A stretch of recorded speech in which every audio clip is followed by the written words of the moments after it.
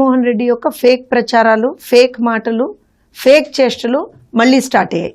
ఎందుకనంటే అబద్ధం, అసత్యం, బూటకం, ఫేక్ మాటలు ఇవన్నీ కలగలిపి రంగరిస్తే జగన్మోహన్ రెడ్డి వైఎస్ఆర్సీపీ పార్టీ, అందులో డౌటే లేదు. ఎందుకనంటే ఇవాల్టి రోజున కూటమి ప్రభుత్వం అధికారంలోకి వచ్చినటువంటి మొదటి రోజు నుంచి చూస్తే విపరీతంగా విషం చిమ్మటమే ఒక ధ్యేయంగా పెట్టుకున్నటువంటి జగన్మోహన్ రెడ్డి అండ్ బ్యాచ్. ఈ మాట ఎందుకు అనాల్సి వస్తుంది అనంటే, మీరు చూస్తే గత 35-36 రోజులుగా, అంటే కూటమి ప్రభుత్వం అధికారంలోకి వచ్చిన రోజు నుంచి కూడా కంటిన్యూస్గా ఫేక్ వార్తలు ప్రచారం చేయడం, వాళ్ళకు సంబంధించినటువంటి ఆ ఛానల్స్లో ఫేక్ వార్తలు ప్రసారం చేయడం, ఫేక్ ప్రచారాలు చేయడం, అలానే సోషల్ మీడియాలో అసలు విచ్చలవిడిగా మాట్లాడడం, ఇవన్నీ చేస్తూనే ఉన్నారు. దానికి వాళ్ళు అసలు కంప్లీట్గా జగన్మోహన్ రెడ్డి గారు బయటకు వచ్చి, అయ్యో బాబోయ్ రాష్ట్రంలో గతం అంటే కూటమి ప్రభుత్వం అధికారంలోకి వచ్చిన తర్వాతట విపరీతంగా హత్యలు జరిగాయట, విపరీతంగా దాడులు జరిగాయట, ఎక్కడికక్కడ incidents of arson. For the first time ఆ మహానుభావుడు ఒక ఏమంటారంటే నేషనల్ ఛానల్కి నేను ఇవాళ రోజున ఒక ఇంటర్వ్యూ ఇస్తా ఈ మాట మీద అని చెప్పి, అన్ని అక్కడ కూడా తప్పుడు, అక్కడ కూడా అబద్ధాలే.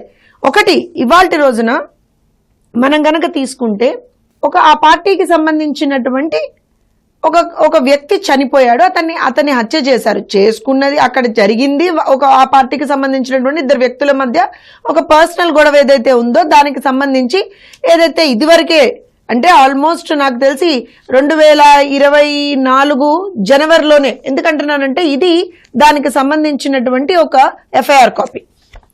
ఏదైతే ఇవాళ రోజున నిందితుడు ఉన్నారో అతని మీద వీళ్ళకి సంబంధించినటువంటి వ్యక్తులందరూ పెట్టినటువంటి ఒక హత్యాయత్నం కేసు ఇవన్నీ ఉన్నాయన్నమాట.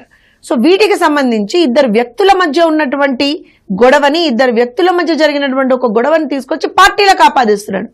ఇంతకు మించినటువంటి సిగ్గుమాలిన చర్య ఇంకేదన్నా ఉందా అనంటే, నేను పరామర్శకు పోతున్నా అని చెప్పి అక్కడ పరామర్శకి పోయి పథకాల గురించి మాట్లాడుతున్నాడు.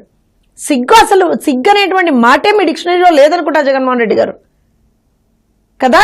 ఎందుకనంటే ఇవాల్టి రోజున మీరు గమనించండి, 5 సంవత్సరాలు ఈ మహానుభావుడు 5 సంవత్సరాల పాటు, ఈ మాట ఎందుకంటున్నానంటే ఇంకా జగన్మోహన్ రెడ్డి ఉండుంటే అని వాళ్ళు చాలా పెద్ద పెద్ద మాటలు మాట్లాడారు, దాని గురించి తర్వాత మాట్లాడదాం.